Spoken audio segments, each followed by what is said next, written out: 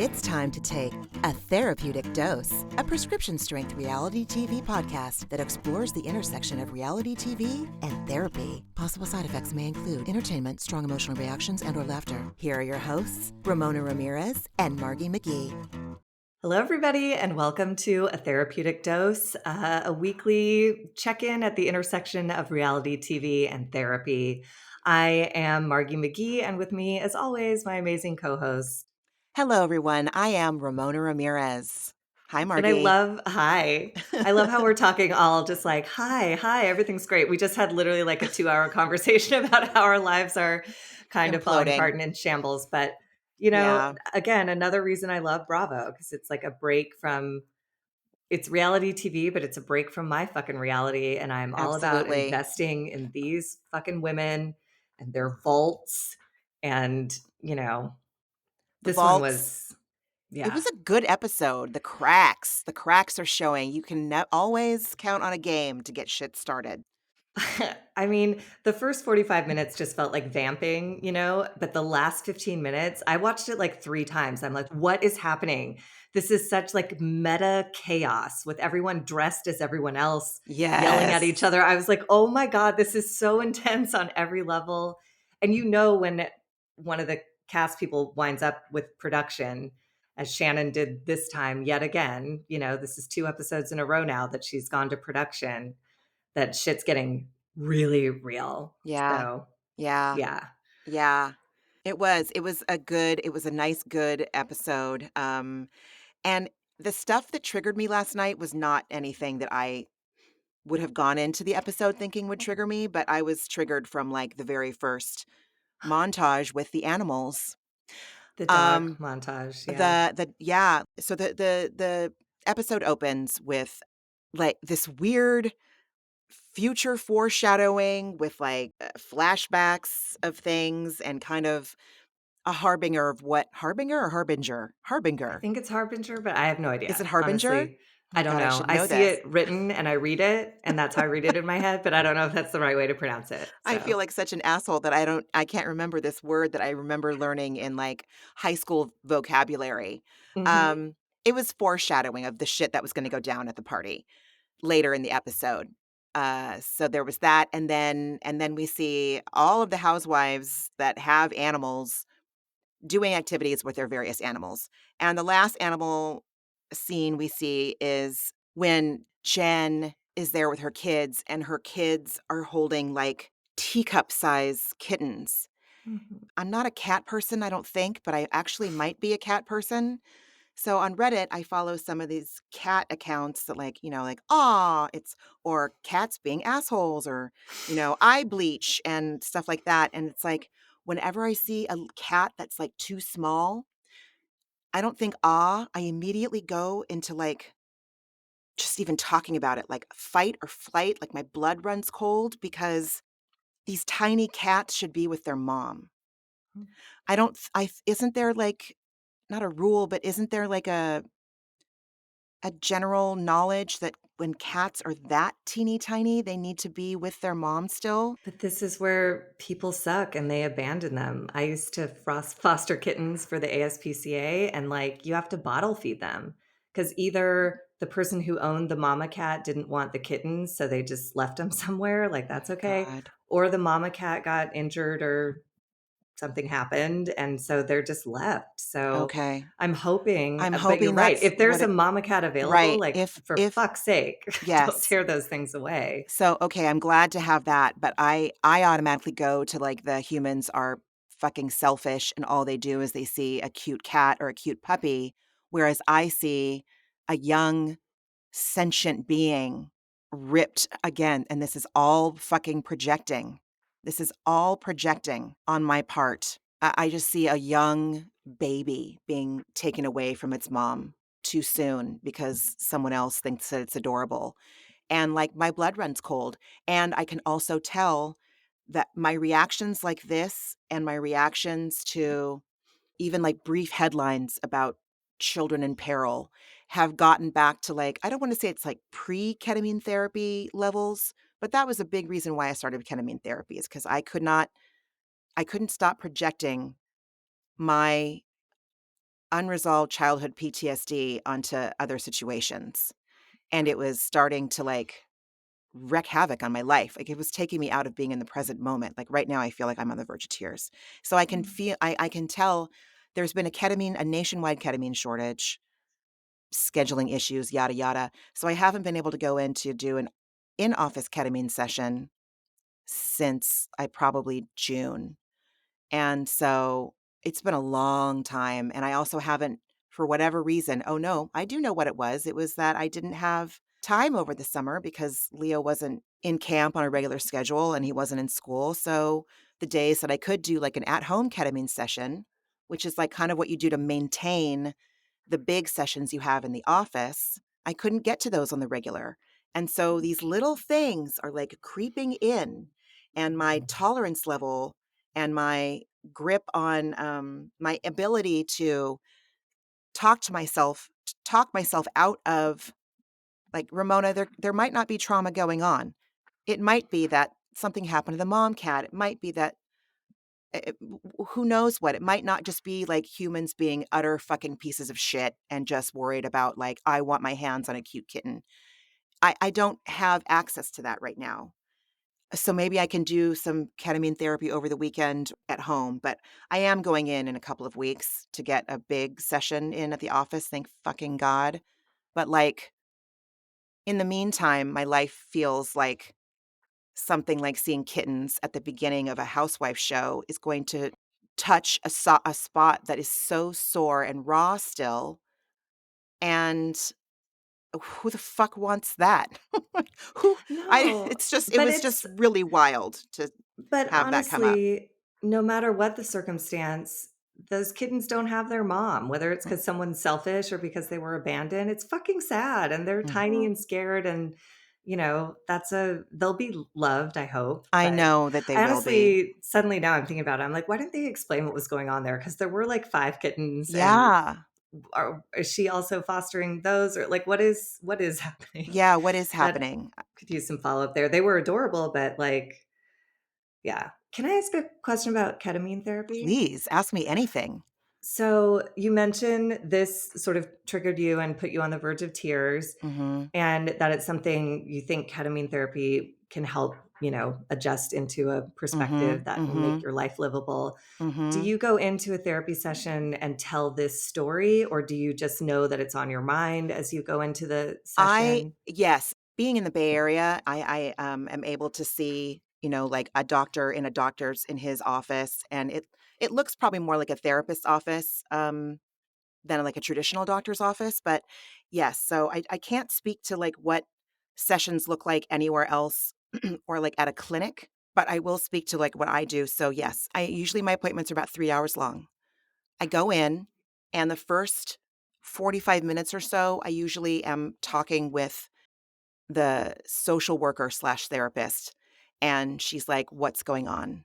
And I will absolutely bring up what, like, because I love to go in and bring them a snapshot of, "This is how my brain's working right now. This is how my brain is processing things without knowing the background."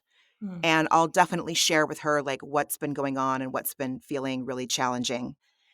And so in that sense, that so when the doctor comes in, I share with him too, a little snapshot, and then the social worker and I will work on, like, an intention for while I'm in there. Sometimes having an intention is really hard. Like, I think if I was to do it today, I would just be like, I want to be able to see I want a clear delineation. I want to feel a clear delineation in my mind between what is my, you know, what is, like, fearful, childlike Ramona. I want that filter gone. That's what I'm saying. I wanna know, I want a clear I want to feel in my gut when I'm projecting and when I have reason to feel fear or freeze or flight, And so that was such a long-winded way of answering that. No, Yes, I it's would say so that, yes. no, but it's so interesting because, like, to me, my only understanding of ketamine is, like, if I feel bad, I'll take drugs, it's like Oh, that yeah, because that will no. relieve the pain, but to hear, like, the therapeutic ketamine Mhm. process is it starts with talk therapy, it Oh, sounds yeah, like, absolutely. and you go into the drug piece of it with like Mhm. an intention or, Mhm. a specific goal, Mhm. which is, different Mhm. than escapism and addiction and all that shit. Like, Yeah. it's just Yeah. interesting to hear. Oh, yeah, and yes, and then after I'm done, we will also do what's called integration, and that's when will revisit what we talked about before I got the injections, and we'll talk about how I was able to move through it. And, the thing that I love about ketamine, the thing that's so powerful that, like, I realized, like, the very first time I did it, is that your ego goes away while you're under the influence of the medicine. So I'm able to kind of see a situation as a third party, but I'm in it as well. Mm, But because your ego's gone, you're able to make decisions, like really top tier, fully informed decisions and opinions about what is going on during your trip. I might feel afraid, but it's not how do I explain this?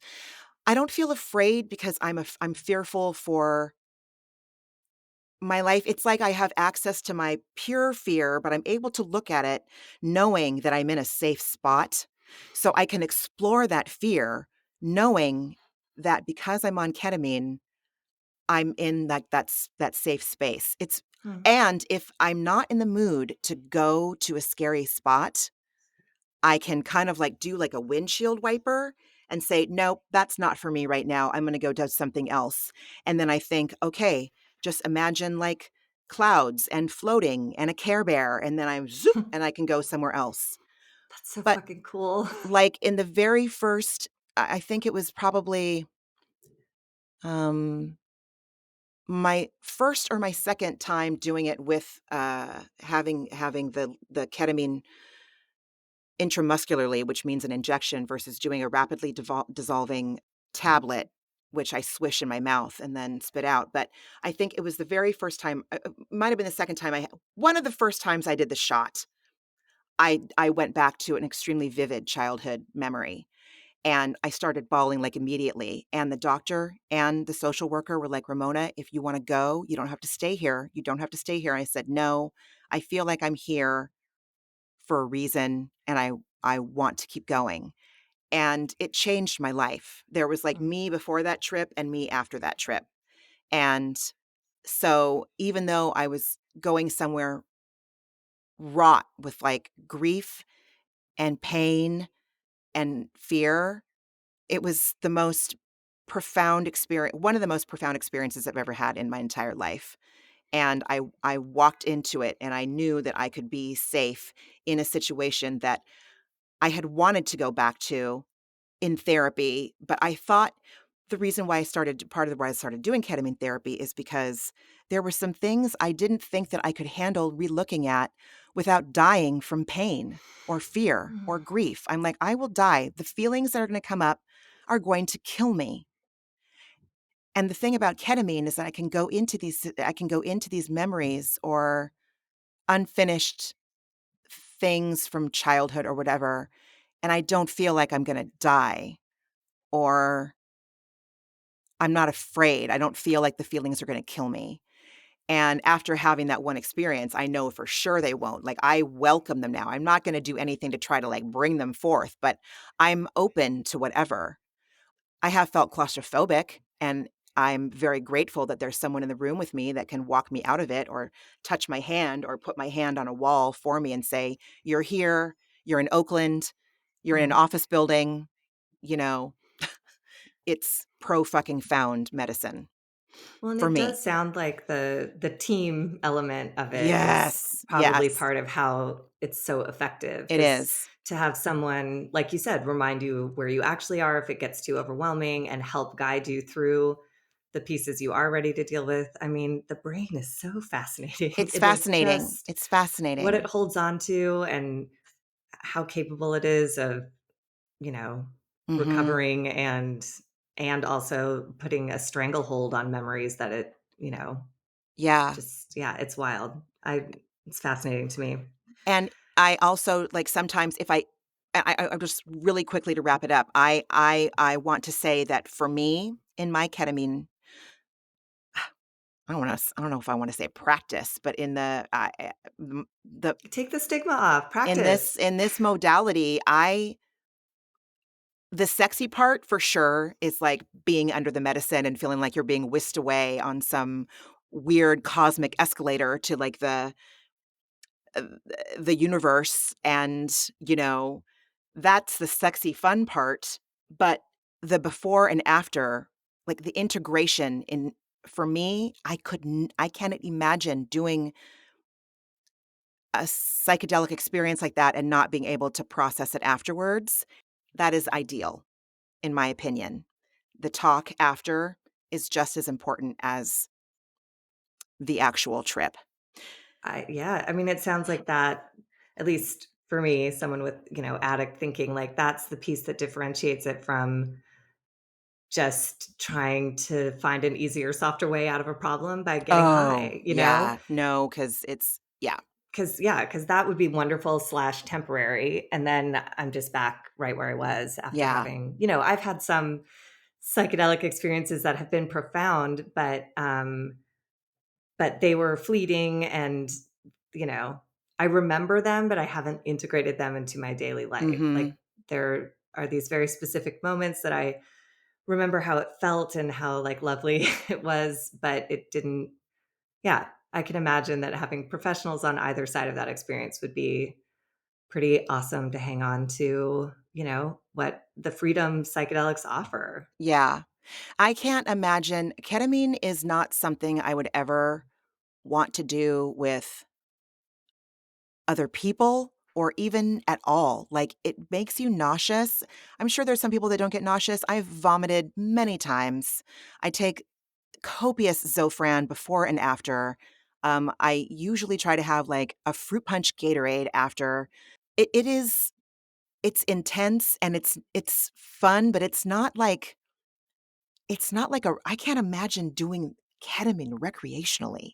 It sounds scary to me. Like, I feel good doing it at home now because 'cause I've done it as many times as plus ketamine's very short. Anywhere from, Hmm. like, 45 minutes to, like, 90 minutes. It's very short. It comes on fast and it goes away fast.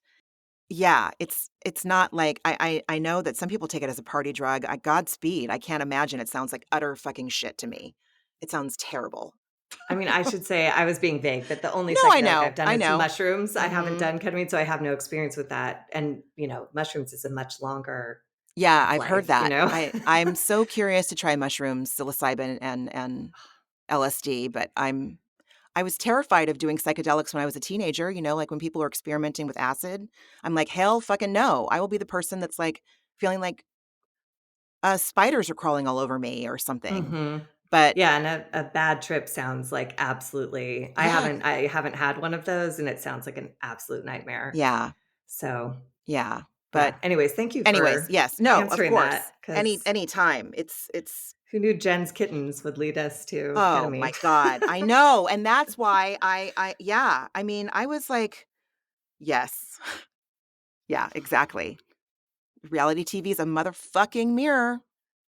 Well, yeah, and it's so interesting, like, depending on my emotional state going in, because, like, I just thought that I just went, "Aw," through that whole montage, so Mhm. whatever's going on with me was not touched by animals at this moment in time, but, that's what that's why we do this podcast. I could watch the same episode again a week from now and have a totally different Totally, experience. totally.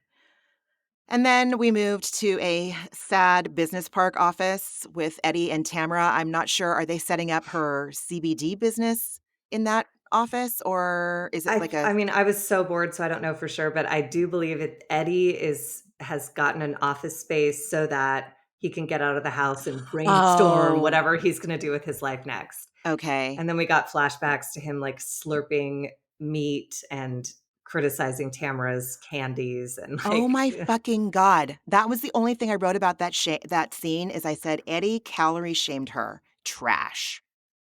and Fuck yeah. all the way off, Eddie. God damn it. Honestly, Tamra of yeah. all people? I mean, no, Just actually, no, erase that. No one should be shamed for what they're eating, fucking period, ever. it's not your fucking It's not business. your Unless fucking she's business. hired you to be her nutritionist, then shut up and leave it alone. Yeah, and also, ugh, yeah. I know that they added sound effects to Eddie eating that ramen or whatever, but I literally was like, "Oh god." I'm sure we've all had those situations. I broke up with someone once because of how he ate pretzels, you know? It was just so loud and violent and thoughtless. Obviously, there were other major issues in the relationship, but I remember the moment on the couch being like, "I this is it. That's it. I I can't." need He eats so selfishly. I I need gotta you leave. to write that into a character at some point in some point of your life. That is Oh, it's amazing. so unlikable, but it's the truth. Yeah. I mean, yeah, yeah. Tamara's like, "I'm gonna fucking lose my mind if this man doesn't get the fuck out of my house." And I get it. With Yeah, all I love. can I mean, I'm sure he wants me out of the house too sometimes, like, everybody needs space. everybody needs space. Um, oh, yeah. And then we moved to Gina and Heather at the nursery, and I wrote down, "I love nurseries, but I also fear them because I'm so ashamed because I kill my plants because of my ADHD, and 5 minutes in, and I've already hit 3 sensitive nerves already. The Oh, fucking food friend. shaming, the Yes. animals being ripped away from their mom, and then fucking like, I love a nursery and I won't buy plants until I fully rehabilitate the plants I have here. And every day I look at them and I'm like, I am so sorry. I'm How so dare you? sorry. When I was visiting you and it rained that weekend, you made a special effort to take all of your plants outside so they could get in the rain. And then I you were know. worried about them when it started raining hard and you wanted to bring them in so that they didn't get Ugh, pelted by heavy drops. Like you care greatly. And I have, I have a plant that made it through the pandemic and it appears to be going. I keep pulling off the yellow leaves. I'm like, no, no, keep the green ones alive. And I oh put it my outside God. every morning and like, I'm really trying, but It's so hard. it is. And it feels, it's the circle of life. And yet I do what you do. I personalize it. I'm like, well, if you're a better person, if you're more attentive, if you talk to it like people tell you to, you were selfish and you used it all up during the pandemic and now Totally. it just like it becomes a much Instead, bigger thing than it is. to me, they just look at me and all I see is like that decrepit dog that only walks on its forelegs on, Family Guy, Family Guy, yes. that Herbert's dog? yes, Yes. yes, that's all I see when I see my plants. I'm just like, "I'm so sorry." Anyway, so it was just interesting. I was like, "Jesus Christ, Ramona, this It is" was. anyway, and then Heather and Gina can bond at the nursery over their mutual disgust over Shannon, and I think that that's just really pretty fucked up. This whole episode was just everybody gossiping about everybody. Like Heather gossips about Shannon gossiping about Gina's relationship, and then Gina and Heather gossip about Shannon's relationship. And it's just like, I don't know. At a certain point, I agree. I thought I got distracted by Gina's horrible lashes yet again. I don't know Oh. what is going on her upper lids. And then I thought the cactus garden, when they sat down, I did think that was beautiful. That wall of succulents, Oh, yeah, that was really pretty. gorgeous. Yeah. Mhm, mhm, Other than mhm. that, I don't care. I did write down that I don't care for Gina, but it did seem like, I think in the moment, she said that, "Oh, I find it interesting that Heather isn't coming forth with all of this information after I gave her a large invitation. I wonder if she's getting the sense that people are gonna be like, 'Oh, we know what you did. We know that you're the source.'" So, Yeah. that was interesting. It's Yeah. just like everybody's right and everybody's wrong. Cause like I hate Heather. I made no secret of that Yeah. for every episode we've ever done. But it's true. She didn't bring it up on camera. Gina tried to goad her into saying it on camera. She still doesn't say it on camera. So like I hate Heather, but there was something in that moment where I was like, Hey, she's trying, I guess, to keep the secret, but Yeah, whatever. totally. Ugh, But also God. everyone should know. Shannon's in an abusive relationship. It's okay that everyone cares, We'll Yeah. get there, but Yeah, we'll get there. yeah. Do Oh you have anything else god. to say about the No. nursery? Jen Go, and go, Taylor. Margie. I know, Who the yes. fuck is Taylor? And I don't care about Ryan, and I don't believe that he's ever going to marry her. I don't Mm-mm. know why is Jen's friend being like, "What are your intentions?" It's like, leave it alone. They're in their 40s or more. Like, just let them. Is that a thing that people do anymore? Like, what are your Uh, intentions? I don't know because I don't know that Even if he I'm marries her, he won't stop cheating. It doesn't yeah. matter. Yeah. I don't know. I mean, I feel like Taylor was saying what we're all thinking, like he doesn't seem like a good guy. Maybe that was like maybe her asking him in that flashback, what are your intentions? Maybe it's because she wants him to know, like, dude, we're on to you. Like, you're not fucking fooling anybody. You might think you're fooling her, but I don't even think that he's fooling Jen. I think No, Jen I knows he's a monumental piece of shit. So, 100%. It's and just yeah. yeah, I did write down that in this scene, it seemed like at the end when Jen was in her confessional, or maybe she was saying it to her friend. I wish I wrote that down, but it sounds like Jen has some pretty strong internal boundaries about not marrying him. Like, why do we have to even get married? Like, I don't want, when she said, I'm not going to have 2 divorces, like, she knows. She knows what would happen. Yeah. No, and it again, it just the whole thing is just so depressing to me. It's like, what is it? Like investment bias. Like she's been in it so long, she's involved her Uh-huh. kids now. So Uh-huh. it would Uh-huh. be a lot to leave. But to hear her say, like, I don't want to be a financial burden. And I wonder if it's working now because he feels free. It's like, oh God, this is such a bad, this Yeah, is a bad thing. it's bad. And then this whole episode made me die laughing because it happened with Shannon too. But Jen goes like, "I'm just so happy," and then it's like in the deadest slash weepy tone of like, "I'm so happy." I'm like, you don't tell your tone, tell your body language. You seem everything but happy. So okay, Yeah, that you're right. She was not believable at all. yeah. And then At all. Shannon amped it up for us at the end when she's like, "I have never been happier." I was like, "Oh my Oh god, my if I God. ever scream, I've never been happier in that way." Like, I hope I have the self awareness to look into that. Yeah. Anyways, Yeah. then we Um, go into a makeup and dress up montage. yep, yep. Vicky comes over to Shannon's house to get ready, and we see a flashback on the screen. They torture us by showing us pictures of Vicky's latest the 2 most recent ex-boyfriends, Brooks and Steve Lodge, and I just was like, "Ugh." Yeah. Wait, first of all, Oh, before please, that, please, Shannon's please. daughter comes down and Shannon's like, "Can I borrow that? Some piece of clothing?" And her daughter goes, "It's an extra large." And Shannon goes, "Okay."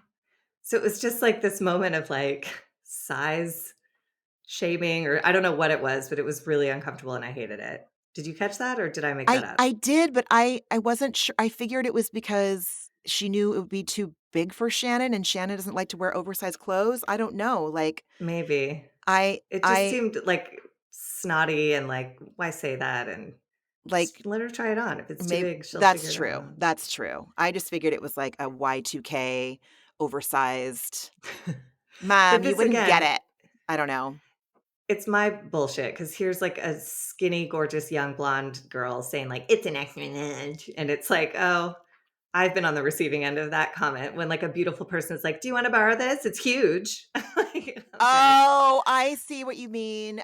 So I Oh. received it as Oh, like like, college yeah, sure, age this'll fit you Margie. because it's an extra Yeah, large. it's I way too big for see. me. I could never wear it. Do you Yeah, want it? totally. Oh, I see. Oh my god. Anyways, it's God, my own shit. I really hope that wasn't it. But yeah, see? See? Who knows? Mirror, mirror, Yes, mirror, mirror. 100%. Still got body image issues to work on over here.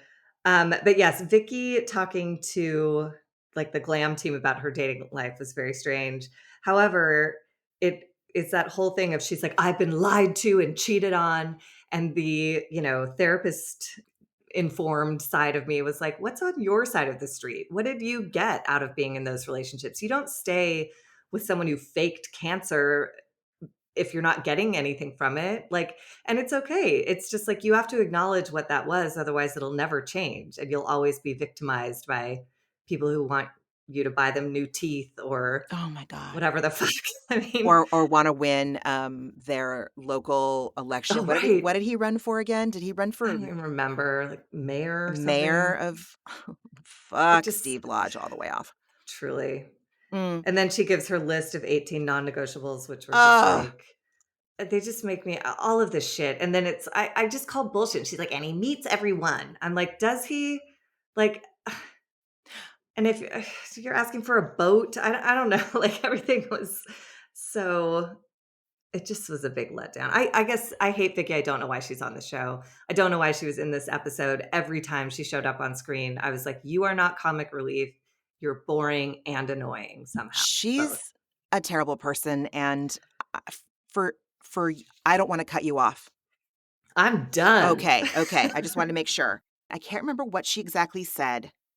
She's talking to Shannon, and she is saying, "Your relationship is no one else's business." Vicki, and she's done this since we saw Tamara with Simon Barney, like, way back in the very beginning seasons. Vicki is that kind of woman who wants her friends to stay in relationships regardless of how toxic they are, because you're better with a man than you are without. And she's always like, I think she wanted Tamara to work it out. Like, she was very upset that Tamara wanted to leave Simon when we all saw what a fucking abusive piece of shit he was on screen. She wants to stay in her own relationships that are toxic. And she has said as much on camera.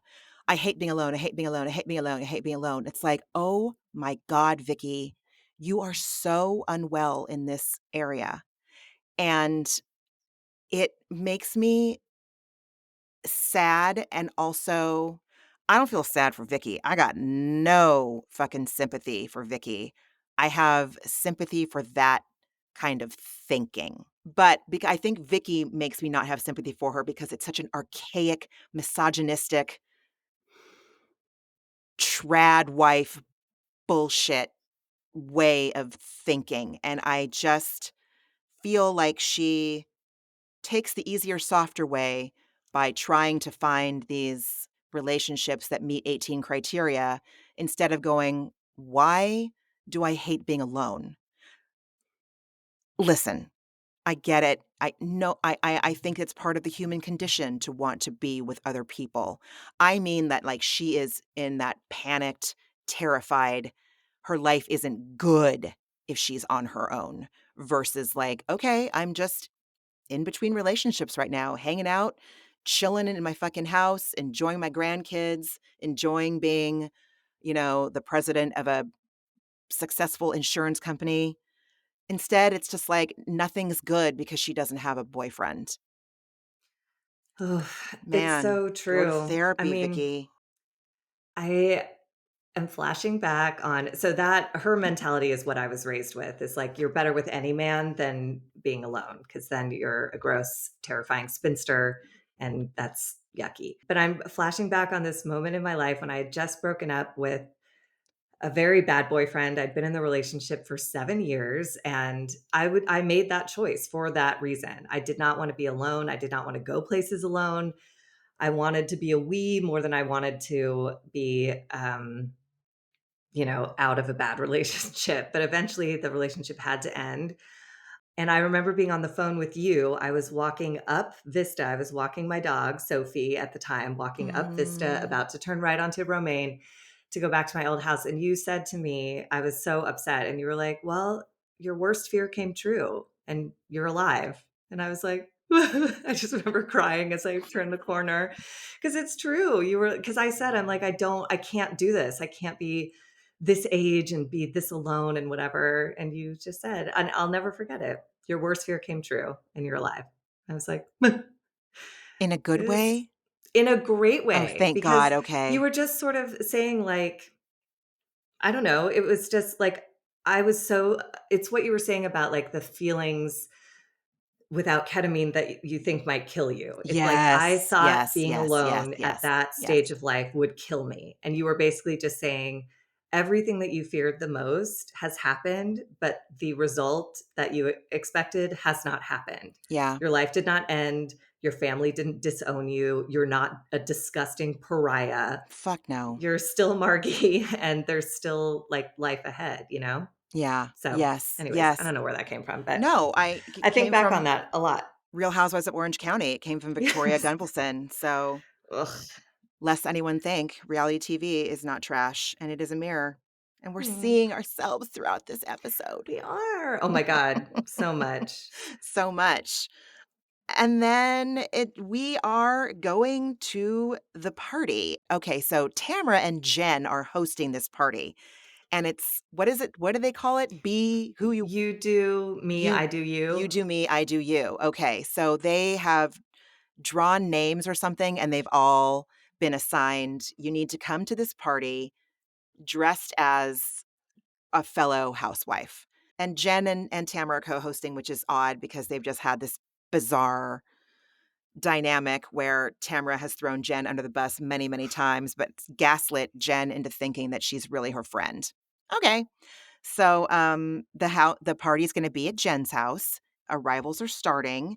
Tamara, she chose Heather Dubrow. That's who she picked out of a hat or whatever. And so, of course, Tamara has to come as like sexy, slutty version of Heather Dubrow because Tamara always has to be the hot version of whatever. They used to say on American Idol, "Make it your own," you know, and she did. Okay. Okay. Very kind. Very kind. The Yes. but the bones were there, man. I mean, literally and Yeah. figuratively. Like, I thought that was a spot on Heather Dubrow, including some of the mannerisms and Oh, all of for that. sure. The hair and like Impressive. the myriad labels on the Mhm. yeah, Sure. on the shirt. Yeah, it was good. It was good. I wrote down that when Emily walked in, at some point Emily fell. And Yes. Emily came as Shannon and it was amazing. And when That Emily was fell, it was very Shannon. So yes. Gina came in as Emily, and she looked pretty good. The she hair was did. great. And then, yes, Emily arrived as Shannon, and she was a disaster. Her acting really paid it off, and then she did actually fall off a chair, which is just, like, so deeply Shannon that she was so deep in character. She had a real, like, method moment. Yeah.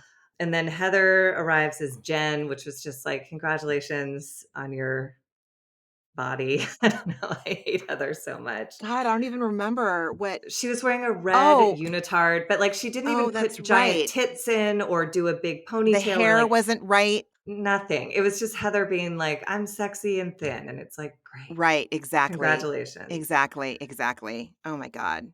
And then Taylor arrived as Tamara, which was just a big, like, shrug fail.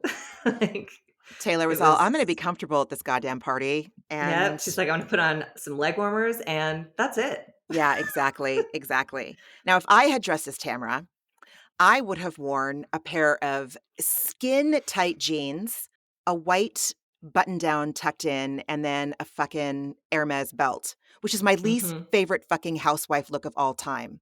I can't stand it. I can't stand it, but it's just so fucking gauche, Orange County, lame, like, "Oh, look, this belt is Hermes, so it's gonna be great no matter what I wear it with." Like, no, not with your fucking skin tight, fucking mother denim. I don't know what denim line she wears, but it just looks tacky with like a fucking platform Orange County sandal, and And then, like like, a full blowout. It's not like you're not in exactly. It's casual like jeans and a you're button-down, right. asshole. You're in, This like, a is full yeah, I don't think million this is dollar what outfit. Hermes had in mind when they made these belts, but or the fucking Gucci belt that was everywhere, like, however long ago.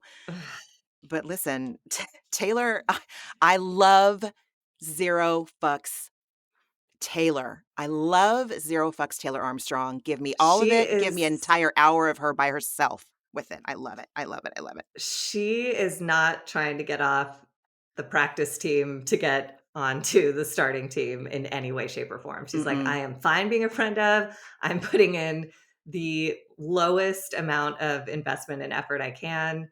And she's coming off like a goddamn gem. I mean, I got honestly, I got no notes on Taylor. She's doing fan great. fucking favorite, dude. Fan fucking favorite. And then Vicki Gunvalson comes in, and of course, Vicki can't participate. Maybe it was an odd number, and that's why she couldn't participate. So maybe she lucked out. But like, She's not a fucking housewife. you're right. To me, it just reeked of like desperation. It's like, go as Andy Cohen or something. Don't just like acknowledge like everyone else is part of a thing and I'm definitely not. It's like, Yeah, I don't know. she And comes she as brought a keg herself. stand. Like, who gives a shit? Ugh, I Oh hate my her. God, Margee, the cringe. They do a flashback to Vicki in one of her first seasons. It was season 1 or season 2 of this show, which came out in like 2008, I think. 2007 maybe. I think 2008, but It was the, a fucking long, it was it 6 was faces ago for yeah, Vicky, according to the 100%. flashback. Yeah, So, and yeah. she went to her son's frat house.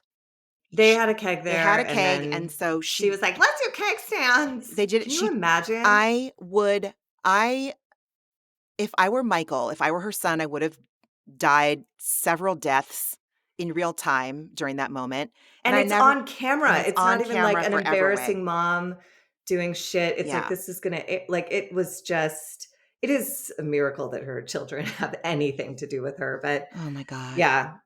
We also Shannon before Vicky came in, Shannon came in dressed as Gina. And I did appreciate Gina's confessional when she said, you know, of course Shannon chose like the worst version of me. And then she said, but I don't think she could pull off current me. And I was like, oh, yes. Ooh, Okay, Gina. yes. And I think she's right. So Yeah, and fine. they did have I'm sure you saw the little social media war they had, Shannon and Gina had the last couple days. No, no. So, fuck, what started it? So Shannon posted a picture of herself in her Gina getup, which is when Gina was famous for her terrible hair choices, her terrible extensions that didn't match, and the terrible color. And I think Shannon said something snarky, and then Gina responded with her own post. Now, these are adult women. Again, these are adult women. Yes, Debatable, but they are chronologically, yes. chronologically adult women, and yes, they are. Yeah. So Gina writes something back like, "Yep, I did. I looked like that back then, and I was going through this, and I came out stronger." She really girl bossed the response, and tried to make Shannon look like a petty piece of shit for choosing that instance of Gina to imitate. Anyway, I it was not. It's just real. It's some choices. Then they start playing a game, and games at a housewife event are always entertaining because they will at some point produce some sort of drama or pettiness that is entertaining to watch. So, I mean, yes. Right before this game starts, though, we do get that moment of who was it? Gina and Emily eating, which I love. They went inside to the food table. But the important piece of information that came out of that was that Shannon tells the truth and asks for help when she's shit faced.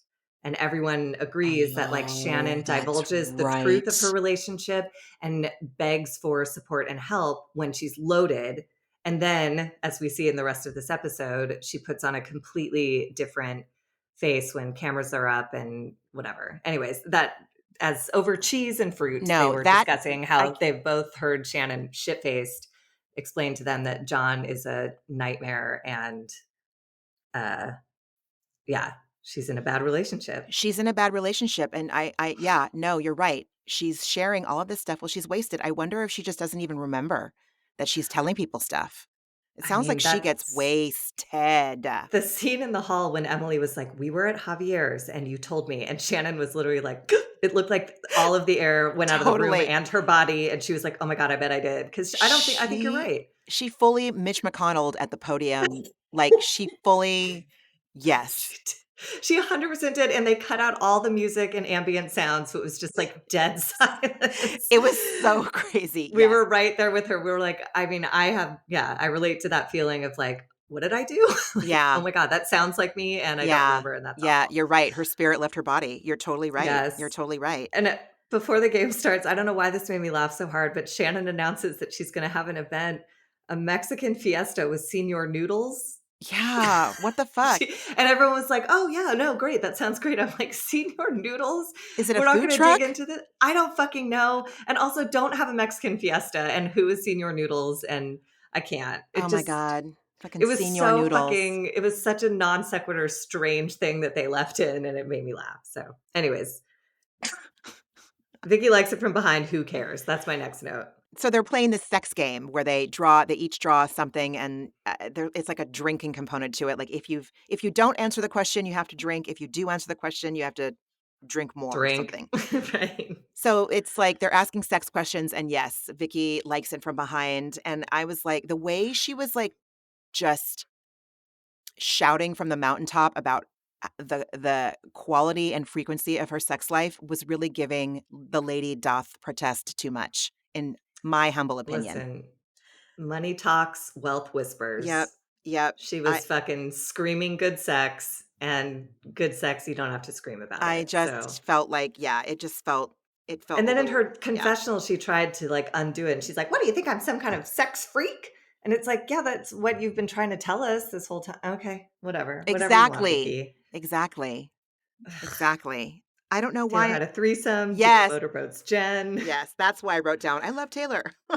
Yeah, live your life. Vicky strips, that was embarrassing. And then Taylor licked Emily's nipple, and I was like, "HR." I don't know why that made me feel so uncomfortable. Did Taylor do it? Taylor T licked Taylor Emily's licked nipple or Emily's Emily nipple. Yes, Yeah, that's right. yeah. I don't know why, I mean, it's not even a big deal, but, like, It I was don't know. I love a good, like, party game as much as the next, but I don't know if I'd lick nipples. Am I just a prude? A party game I don't prude? think you're a prude, I think that it was consensual, and Yes. it It was seemed all in like fun. and I think Heather even said after, she's like, "Hey, I did it was the enjoy game, I'm Emily cool." yeah. Yeah. I did enjoy Emily pulling her boob out like she was about to breastfeed. She did Yeah. that thing where she scooped it from the side and pulled it She out, like, it was knows her great. way around her bodacious, Her titties, beautiful yes. breasts, yes. Alright, and now we get into the Yes. fucking chaos Now of yep, yep, this episode, yep, yep. starting with Heather pulling sorry, Shannon pulling Heather aside to confront her about gossiping to Gina, who gossiped to Tamra, who gossiped back to Shannon, and so here we are, and yeah, all of this was I mean, this is where I started feeling sick to my stomach with Tamara being so frantic about having I'm gonna have to tell John and how am I gonna say this? And it's just like so, you know, Shannon in these last 15 minutes to me exhibited both Al-Anon behavior and alcoholic behavior relationship dynamics. This is the Al-Anon trying to protect the alcoholic, controlling, being hyper vigilant about what story is out there, like trying to and the terror, the fear of having to address the alcoholic. What am I going to say? This isn't how it was supposed to happen. He's going to leave me, like that was devastating. And, this is where I wrote like Shannon is right to feel betrayed by her friends, but her friends are right to be concerned about Shannon. This Yeah, guy, yeah, he and then we find out they had an explosive fight at Nobu where he just left her there. Yeah, the conversation you had with me about your worst fears come true and you're still alive, that relationship ended after a fight like that where we were out of town actually, and oh god, yeah, he went into a club without me. I was pissed, and I don't know. There was a cell phone conversation, and he said something to the effect of like, whatever. He cussed, and I was pissed, and by the time I got back to the hotel room, he had packed up and left oh my god. and didn't answer his phone. It was, like, terrible. Anyways, he's an alcoholic his drinking bothered me. He does not identify as an alcoholic, but Mhm. this ex-partner's drinking bothered me, and anyways, I know that kind of fight, and it's not just a, "Let me get out of here and cool off" fight. It's a Right. real, like, "Go to hell. I'm abandoning you. Yeah, You're worthless. yeah, yeah. Bye." It's Again, traumatic, all of yeah. my projection, but Totally, there it I is. get it, I get it. I just wrote, of course, Heather doesn't think that she's the one who gossiped. she just immediately, like, when Shannon is trying to talk to her, she just can't she she can't take a nano bite of responsibility. Just tell the truth. Just Just tell the say, "I truth. didn't say it on camera. I did tell other people. I never thought they would bring it up on camera, Right, Shannon. right, That's fine." right. But yeah, and then there's this whole stand down section. Did you catch that? Like, Heather told Emily to Oh, stand down, and yes, then Gina yes, told Shannon to stand down. I was like, yes, "What the fuck is this?" yes. This whole new language It was emerged, like gross. stand down and vault and all of this stuff, like, I don't know. And then this Stan is where Shannon screams, "I've never been more in love." It's like, "Oh my god." I wrote down, "I wish I saw the John Jansen that Shannon describes," because, He sounds he's terrifying. If I have to scream, "I've I never mean, been like, more in love." in the good, like, when she Oh, describes yeah. him in the good way, but, like, I've never even seen that as, like, we've never even gotten a glimpse of that John Jansen on No, this and most show. alcoholics, in my experience, are they do have that delightful, charismatic, Oh, and yeah. especially in my experience, it comes out socially. There's no one I wanna go out with more than an alcoholic. They're the Yeah. fucking best. But yeah, John Jansen thus far has been lacking on all fronts, so I don't know. It was And then yeah, yeah, no, go, yeah. I was just gonna say that Heather really announced exactly who she is. She said, "Everyone thinks I'm a Machiavellian, terrible person who manipulates everyone." She was saying it sarcastically, and I was like, Ding, "Nailed ding, it." motherfucking ding. Yes, You you are said it, right. your words, not Mhm, mine. mhm, mhm.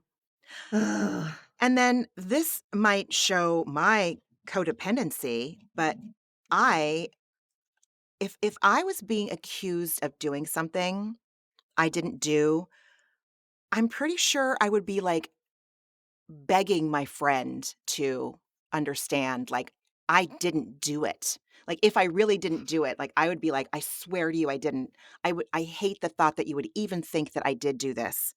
But instead, Heather gets, like, so I was giving her the benefit of the doubt. Like, if she really didn't say anything, why is she being such a bitch to Shannon about it instead of trying to say, like, "Oh my god, honey, I would never. You trusted me, and I was so grateful that you Mhm. trusted me. I would never say that. I'm so sorry that you're even thinking that I would. I love you. I would never. I promise." Like, but instead, she just turns around and says, "I wasn't the one talking about you. It was your other fucking friends." Well, and God. first she took a second to scold Shannon and be like, "I Yes. am a very good friend to you." It's like, Exactly. Yeah. where is the tenderness and sensitivity? Like, Yeah. exactly if she had delivered it how you just said, wonderful. But instead, she scolds Shannon and then passes the buck to the table of ladies. Yeah. So shitty. And I don't know what it meant that I almost believed Heather last night because I fucking hate Heather. We all know this. Why did I almost start to believe her? Because she is sort of she's right, she didn't say it on camera. I don't think she ever Uh, intended for it to get on camera. It is not her fault that this is exploding the way it is. okay. She, I think, expected the other women to hold that confidence, and nobody was in a vault, you know? They all told each Mhm. other they were vaulted, and they were not in a vault, and so here it's all coming out. Oh my god. And Oh my then god. this is where Shannon tries to deny telling Emily, and Emily, you know, sucks the air out of the room by telling her they went to Javier's, and Shannon absolutely did tell her what John says and does, and that it's a trashy, bad relationship. And then we get comedic relief with Vicki and red wine. I Oh just, my what the god. fuck? Who needs it? Just don't need it. Oh my god. Oh, yeah, and then, um, I wrote down, "I'm loving Emily again." And same, like, no one because I think Emily's listing in her confessional Ugh. what some of the things that Shannon has said that John does, and one of them includes calling her fat, and, like, no one okay, I wanna preface this by saying, I mean not calling someone fat in the fat phobic way. There are many people who have reclaimed the word, and they're completely neutral about it, which I love. I love it. It's like, yeah, my body has more flesh, my body has more fat than that body, or my body is fat, and it's not that doesn't have any kind of fat phobic attachment to it. The way that John and the way that I'm talking about people using it is like weaponizing the word and using it in a fat phobic way. If someone identifies as fat, then calling them fat is not gonna fucking, like, do shit. But, like, if you But are also just don't. also You know what just I don't. mean? Right, right, People right, can call themselves fat, but like again, most parents I know are fat is a bad word to their right. kids, Yeah, so is stupid. yeah, So yeah. it's yeah, it's just not it's nobody's place to say that shit, least of all John I Jansen's. mean, And yeah. you never have to tell a woman who's overweight that she's overweight. She knows. I mean, Okay? Like we're the fucking in this, like still in this day and age, there's so much being put on, like, thin being the ultimate end all be all, and it's like, dude, when you're in a relationship, your partner should just adore you body, mind, soul. Maybe not like you all the time because that's not realistic, but, like, if you I would never be with someone who disparaged my body in any way, shape, or form, and no one no. deserves that, and it was just that's really fucked. If he does that, that's real fucked. It Anyway. sounds I believe it. I didn't blink when Emily said that, and I loved her for being on the verge of tears because that word is really impactful, and when it's, used as a slur, it's really painful. It's really terrible. And again, when Shannon and I believe she left with Vicki. Am I remembering that correctly, that they left together? Yes, Vicki enabling Vicki came out and, like, they That started spinning a story of, like, "I only called exactly. them twice in 2020." It was so again, just like the alcoholism relationship shit was out of control. And honestly, Emily engaging with an alcoholic, Shannon, in that way was also hard to watch because she's screaming at Shannon, "I just wanna help you, Oh I my just wanna be here for god. you."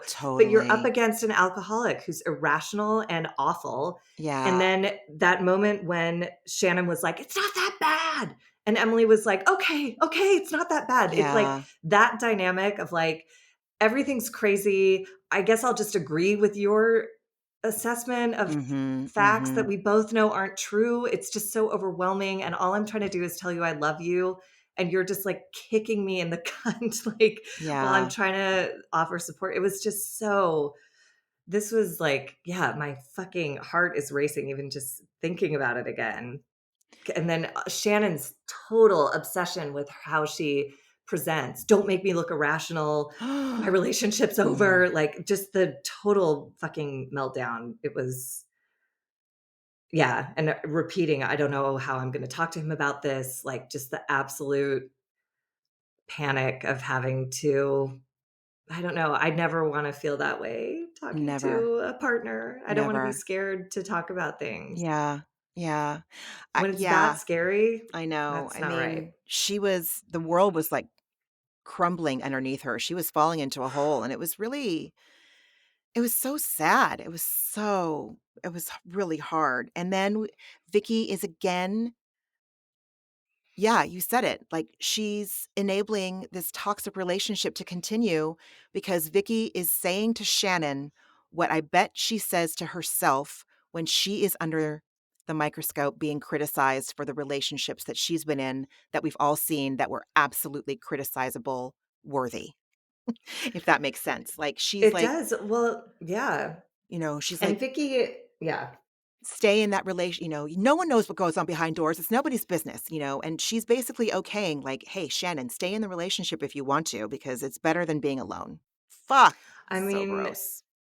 well, and I did sort of get a glimpse of like, I don't know, if Vicky could get some help, there might be hope for her because she did say, all I know is that my friend Shannon wants this relationship to work.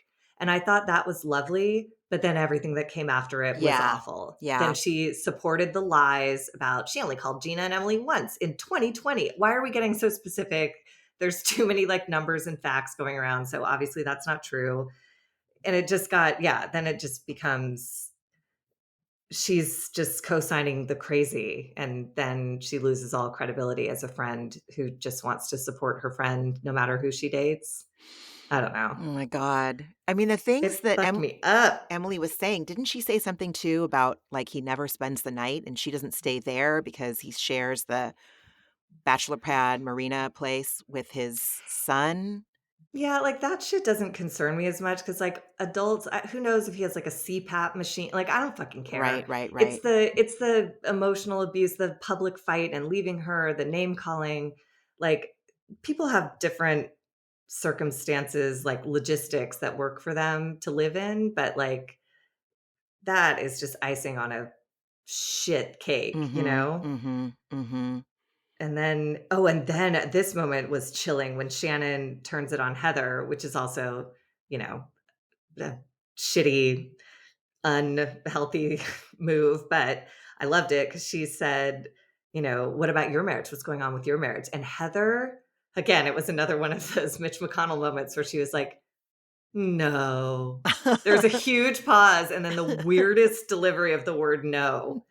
She's like, is your marriage in trouble? And she was like, no. It was so weird, but managed to move right by it. That Heather really, she is a Machiavellian, manipulative piece of shit. Oh my God, I love it. Machiavellian. I already forgot the other word you just said after that. Oh, Malignant. manipulative. Oh, Oh, well, malignant's great too. Oh my God. Oh my She God. is. She is. She has metastasized and there's no going back. She is Heather Dubrow and she's deadly. Oh my God. Oh, yeah. Ay, ay, ay. Yeah. Yeah. And the fire alarm starts going off. The whole thing was just unfucking raveling. And the other thing that Shannon kept saying, which also made me so sad, is she said in her confessional, she's like, nobody knows John Jansen. Nobody knows anything about my relationship with him. I'm like, well, that's incredibly fucked up. If you've Yeah. been dating for 3 years and your friends don't know anything, that's fucking weird. Yeah. Like that's I I I don't know. I don't claim to be like best friends with any of my friends' partners, but like I fucking know them. Mhm. Like Mhm. I Mhm. don't I don't know. That was a really weird defense and it made me sad. It just is so isolating and so I don't Yeah. know. It is isolating. And It's like, yeah, hiding out with an asshole. I don't know. I mean, are we then is the larger conversation to be had that these women aren't really friends and they're just coworkers and we're continuing to not be in reality about that? It's hard to say because they're all so untreated. It's Yes. hard to say what's Yes. going on. Yes. Like, Yes. I believed Emily when she said, all I am is fucking concerned. I believed that. And you don't even have to be best friends with someone to be worried about their safety, you know? And she said to Heather, she's like, I'm just being honest. And I think she was. She was just telling the truth of what she knew. Now, should she have brought all of this up on camera? I mean, that's pretty Yeah. detailed shit that she Yeah. spilled. So Yeah.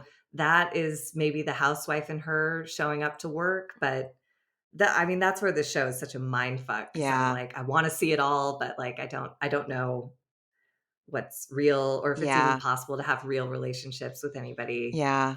in Yeah. that world. Whew.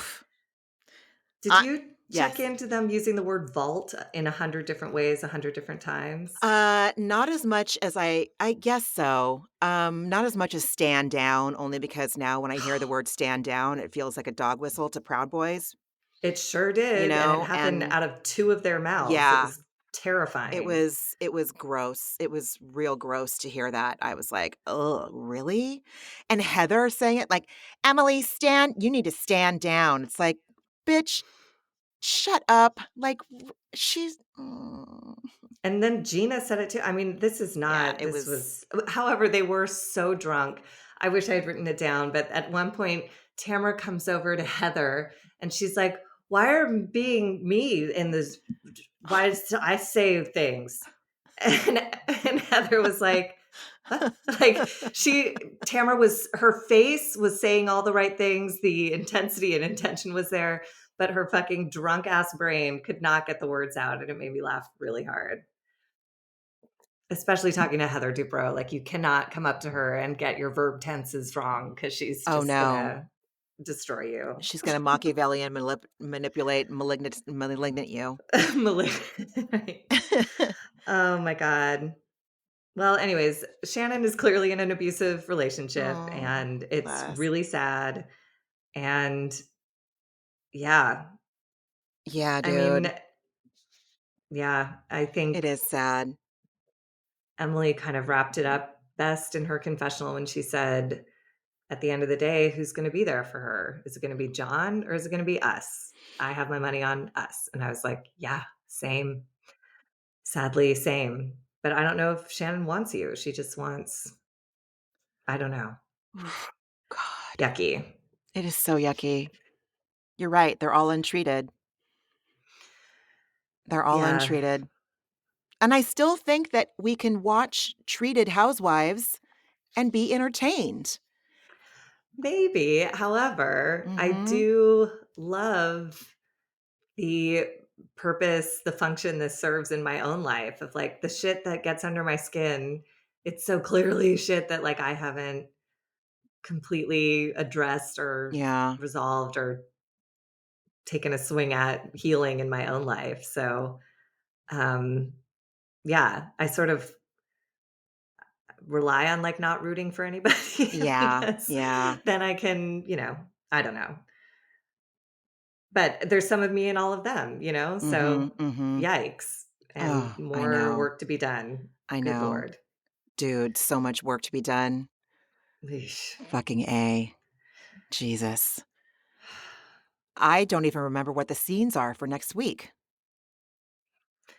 I don't remember either. I was so shook by the end of this Yeah, thing. I was just yeah. it was it was bad. I think there was more yelling and stuff, I'm but I was sure. at my limit by the time it ended. Yeah. Um,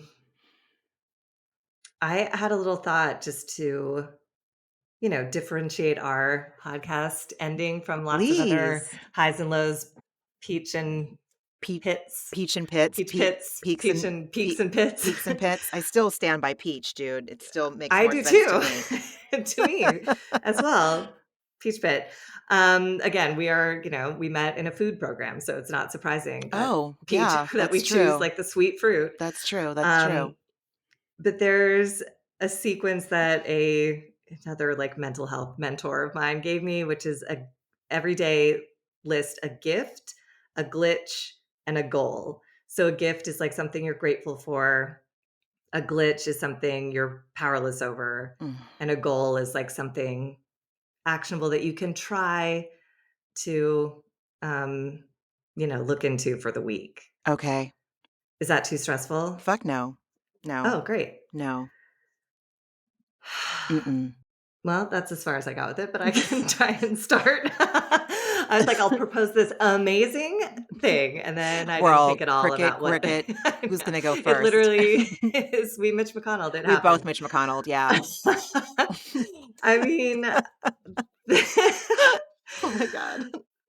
the the gift, I guess, this week, I mean, just because it's front of mind, yesterday, I went and had a little visit with my mom, who's almost 82, and she had this, like, really vulnerable moment where she was talking about her dad, and she goes, "I miss him sometimes." And I Mm. was like, "I do too. It's my granddaddy." You can see him in the picture right Oh, I there on love my that wall. picture. Yeah. And I told her, I'm like, "He was the like, only good adult man I had in my life as a kid, and I will forever be grateful to him for that, and I felt so close to him, and so we talked about my granddaddy for a long time, and it was, like, really lovely to hear her perspective and, my mom's 82, so sometimes, like, she's not totally present for a conversation, she'll ask the same question 700 times, but when she plugs in and, tells her story and talks about things she cares about, it was lovely. It was a nice little afternoon. A glitch, you know, I'm not powerless over it, but I I missed a deadline this week, and that in the most self-sabotagey way. I took notes on this project. I take notes by hand because I'm old, and all I had to do was type them into an email, and I delayed a day. Why? No, absolutely no reason. So, I don't know what the fuck that is. So, my goal this week, I think I just need, again, especially because this strike is ongoing and there's like just not people to talk to on a daily basis, like a work community Yeah. necessarily. So I think I'm going to, you know, reach out for an action buddy, like someone to check in with on a daily basis to be like, here's what I have to do today. And I will call you at the end of the day when I've done it.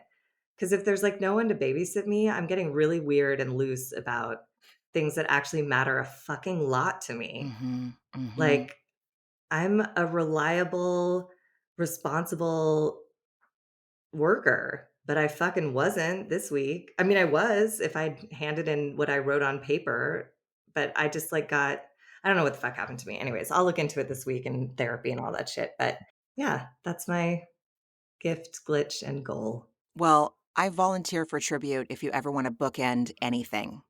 Yes, 100%. I'm Um, gonna use you. okay, please, like, I would absolutely, like, no questions asked, 24/7. Absolutely. Mhm. I hate those self-sabotage moments when you just don't yes, I know them intimately familiar. It's such a It's bizarre so bizarre. fucking brain synapse it's just so stupid. But it's my old existential crisis of like, if a Margie exists and there's no one there to see it, did she even really happen? So I think I test that sometimes by being Mhm. like, if it's late, someone's going to be pissed, and that means I exist because I pissed him off. So, Mm. Mhm. oof, that's not great. Or it's like, "Hey, look at the agency I get over my life. I'm powerless over so many other things, but this I have a say in." Well, So, fuck, I hate myself so much. I uh, exhausted myself the rest of the week by hating I myself for know. like, what? That is so destructive. It's just destructive. Not as destructive as other shit I used to do 20 years ago, but like it it's unnecessary. It's totally and it's not in alignment with like who I am or at least who I want to be. So, Dude, I get it. room to grow, room to grow. Room to grow. Let's see. What a gift, a glitch, and a Mhm. goal. Okay, so what the fuck was my gift? Honestly, this week's kicked my motherfucking ass hard. My gift is that I know I couldn't wait to do this morning. Like, this was and is a gift. And I think that, I've been really trying to focus on fuck, should I just leave it at that? Maybe I'll just leave it at that for right Yeah. now. I don't know. Yeah. My glitch is that, my therapist has been out of town for 2 weeks, and we were all sick over the end of the week and over the weekend, and it exhausted me, and we were all tired and just cobbling shit together with duct tape. And I I just feel so under-resourced right now and so fucking oppressed by my ADHD, like, so Mhm. oppressed by things falling through the cracks and piles of laundry or, the books looking at me that I need to read or, "Oh my god, what the fuck am I gonna make for dinner?" It just I just feel oppressed. I just feel fucking oppressed. And I feel mad at myself that, again, I just wish I could bootstrap myself out of shit. And I've never been able to bootstrap myself out of shit because I don't know if that's realistic for someone with me, like someone like me. I don't know. But I'm just real fucking humbled. And then the gift is that, or the, oh yeah. Oh yeah. And a gift is that yesterday I did ask for some help from a couple people that have offered, and just asking for it made doing the things I thought I needed help with feel a little less scary. So that was I don't mean to go back, but I didn't see that before until right now. So yes, so the gift was a gift was that the glitch is just feeling oppressed, and then ADHD. yeah, big time, and then, the goal is I I checked out this book from the library because I wanted to make sure I really liked it. Because self-help books can be real sticky, I don't wanna buy a self-help book before because someone could say something like, "If you don't eat fucking carbs, then your life will be great," or something like I don't know, something could come up like that, and I'll be like, "Why the hell did I spend money on this?" So, there's this book I've been reading about or I've heard about on the ADHD women subreddit called How to Unfuck Your Habitat. So I checked it out from the library, and she talks about doing things with 20-10. So, like, for 20 minutes, you do it, and then you take a 10-minute break, and you can't skip the break no matter how much you're invested in doing the thing. And I tried it a little bit last week, and it worked. But my point is that, like, there's still, like, 95% of the book to read. So, my goal is that I can read that book for 20 minutes a day. Like, just 20 minutes, set my timer, and read the book. So, that'll be my goal. That's amazing. Mhm. It's that, like, Pomodoro method thing. Exactly. But Mhm. I used it, but I ignored the breaks, you know? Mhm. There's a fucking reason that it's a method. Yeah. Yeah. It's yeah. And just yes, anything brought down into bite-sized portions instead of, like, write a script. It's like, just Oh sit my down and god. write for 10 minutes. Right, Who I gives a know, shit I what's on the know. page? You Oh my don't have to, god. like whatever. Oh my god. Oh Anyways, my god. yeah, that Yeah. makes a lot of sense. Well, I'll be curious to hear how to unfuck your habitat I mean, I love the fact that it's shapes up. called How to Unfuck Your Habitat because I don't need something precious or I need something that's irreverent and speaks to me and like yeah, it can be and she does what I love about the introduction is that she's like she's not judging you for not knowing how to do shit. And she doesn't, she includes people that like, work full time, single parents. Like there can be myriad reasons why doing a load of laundry feels insurmountable. And I'm so glad that she includes, you know, well, she says in the book, like she says like mental illness, but like we can also use like interchange the word neurodivergence, but she's like, there's some people that just can't, like their brain just doesn't work like that. Like I don't, I can't. I would if I could, and I can't.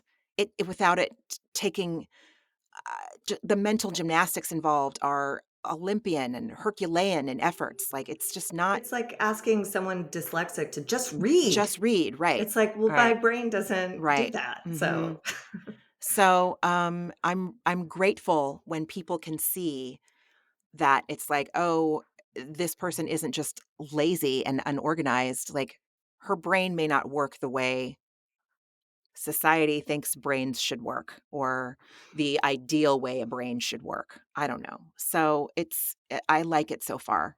TBD. yeah. Did I tell you that on August 1st, I had a weird, like, I'd taken this like feng shui online thing during the pandemic years ago now. And suddenly on August 1st, I was like, today's the day. I'm washing my front door inside and out. I'm opening all the windows. I'm saging the whole house. Like, I really had like a whole day of doing, remember, it was the sage that I bought when I was in Oakland.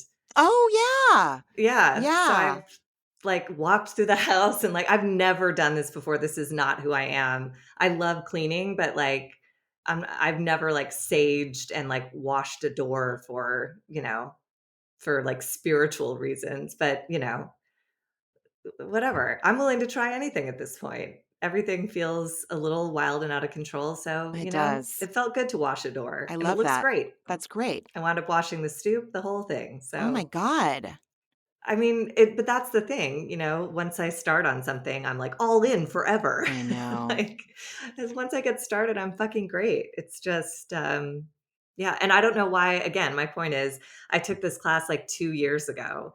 And on August 1st this year, I was like, man, now's the time to apply what I I had understand signed that. up to do years ago. So it takes what it It takes. takes what it takes, and it's like always like the thing comes when it's at the perfect time, you know? Yes. So, Everything unfolds in the timing that's best for everyone, yeah. you know? Yeah. Did you watch any other reality shows this week? My god, I really did. It was a heavy week on Bravo, I so I'm not gonna touch on heard. that. Yeah, I Yeah, heard. it Yeah. was, it was an amazing lesson. It gives all perspectives on trigger warning, SA. Mhm.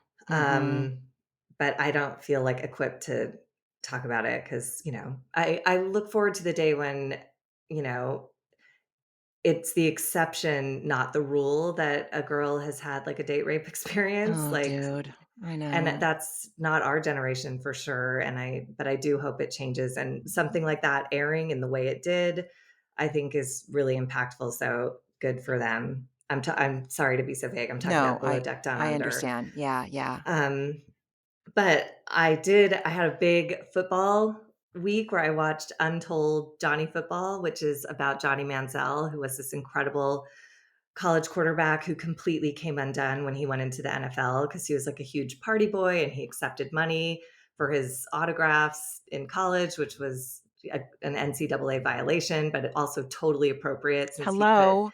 A&M back on the map and whatever.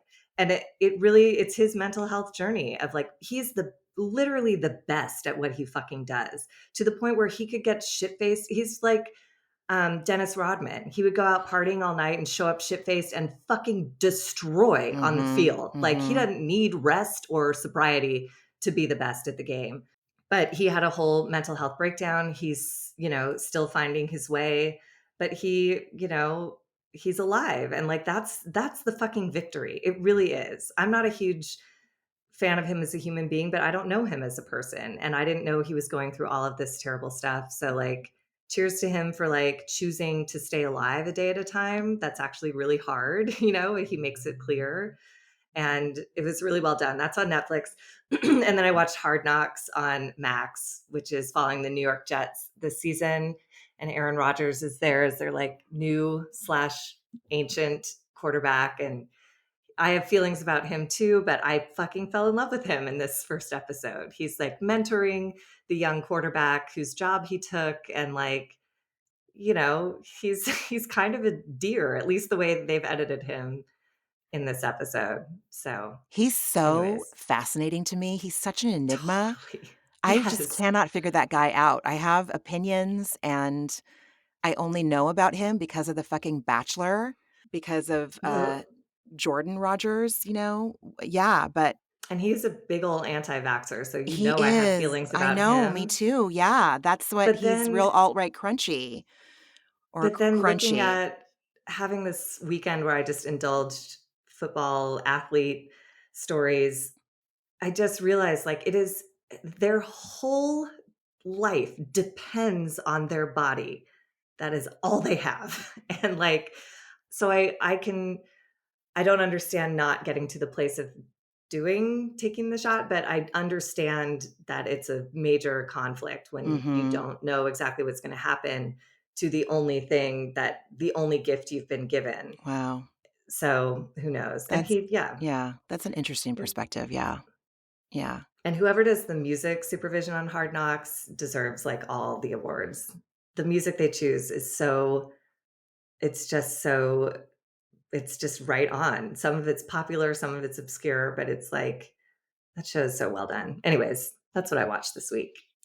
And you? I watched some more Selling Sunset. It's, Yes. I don't know how many seasons there are, but I just started season 6 after Chrishell and Jason break up, and Chrishell is now with G-Flip, and, I don't know why.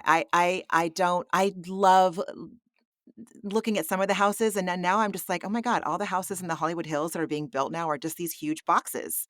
I don't know, everything's a rectangle. I'm like, "Nah." But, It's down here in the flats too. It fucking sucks. oh, that's right. You're right, it You is. saw I it, all saw this it. new construction. It's Yeah, just like it's just like, prisons. God, come on.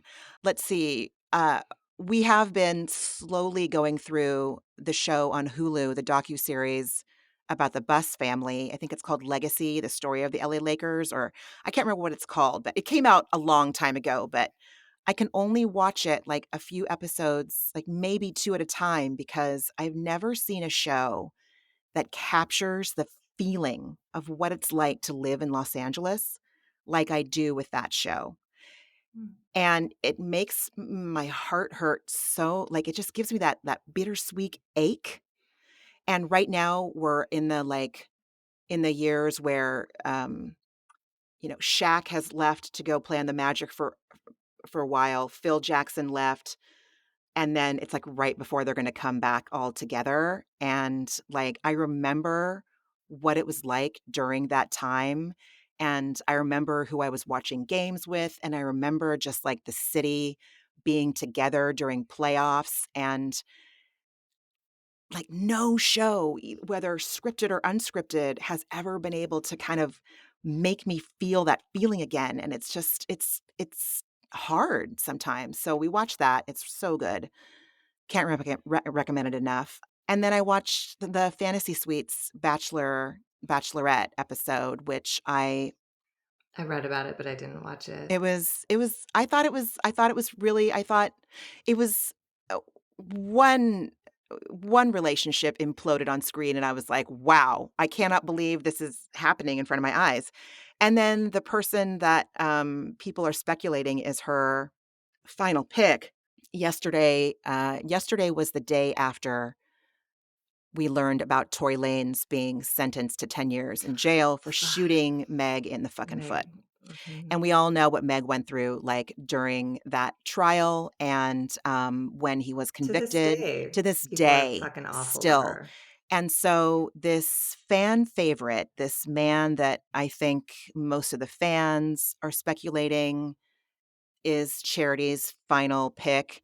He posted a picture yesterday with Charity, he and Charity in Fiji from their fantasy suite day date or whatever, and the song that was on it was a Tory Lanez song, and it's not like a well-known Tory Lanez song, it's like a really obscure Tory Lanez song, so basically you have to be like a big Tory Lanez fan to know that this song even exists, and I felt like, "God damn it, dude, I really thought this was gonna be the time someone with integrity that really seemed like who they were on the outside is gonna be like that on the inside too." Never trust that. Ever, I mean, I'm ever. desperate for you to write this question in for the after the final rose, because Oh, like, I mean, I wanna yeah, know. I do too. I mean, That's if that was intentional or if he oh, made that no, post it was he did months ago and then he no, posted it. no, Oh, it fuck, did not, man. it did not come out until Look at me so desperate to no, dodge and reality. I'm like, "No, he's gotta be great." there was a lot of speculation and people were calling it out in the comments, and Eesh. he didn't take it down. So he's Oh, man. steadfast in this is staying up, and I'm sorry. Like, I don't Just not now. Like, think just change the song today, like, uh, good lord. so Unless, like you said, it's probably really intentional, which it's is oh, yeah, I feel like it was confusing. very much intentional, and, it's just really it was just it feels, personal.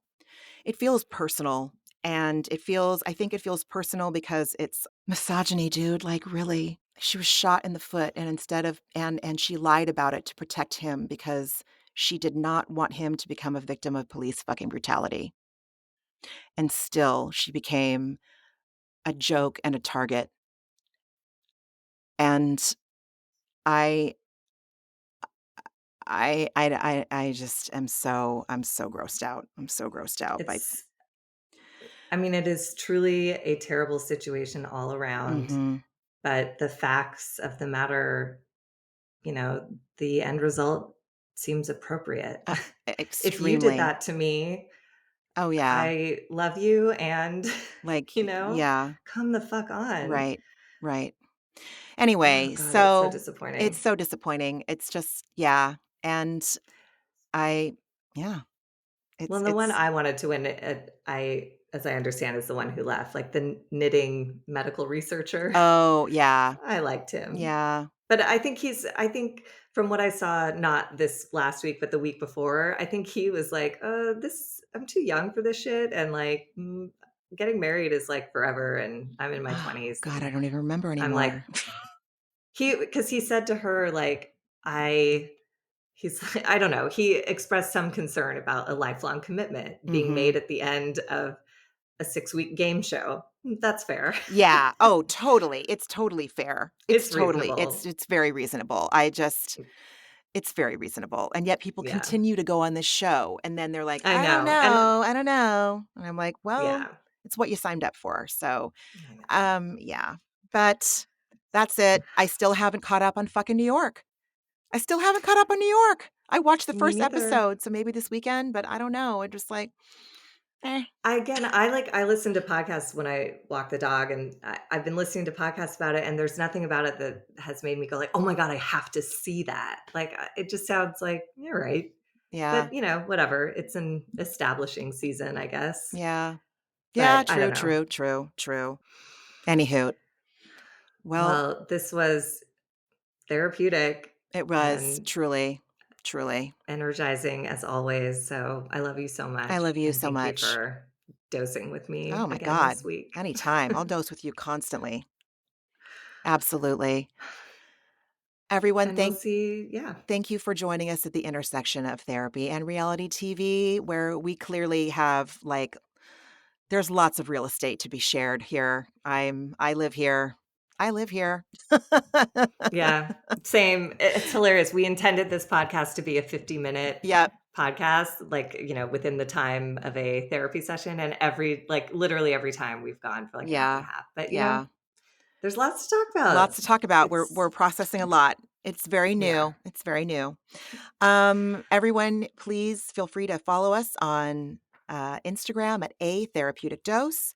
You can always email us at atherapeuticdose@gmail.com. And if you would be so kind as to rate, review, subscribe, also follow for sure, pass it along. We're getting lots of good feedback still. We're so appreciative of that. And thank you so much for listening. Margee, I adore you with my whole heart. I cannot wait to see you again Same. next week and probably talk to you in like an hour. I don't know. For sure. All right, everyone. I Thank you love you, so friend. much. Thank you, I love everyone, for you. listening. All right. See you next Bye. week. Bye. Ramona and Margee are Obviously. not doctors and do not provide medical advice. Their content is intended to be used for entertainment purposes only. It is not intended to be, should not be interpreted as, or used as a substitute for medical advice or a diagnosis of any health or fitness problem, condition, or disease, nor a recommendation for a specific test, doctor, care provider, procedure, treatment plan, product, or course of action. My mom isn't a doctor.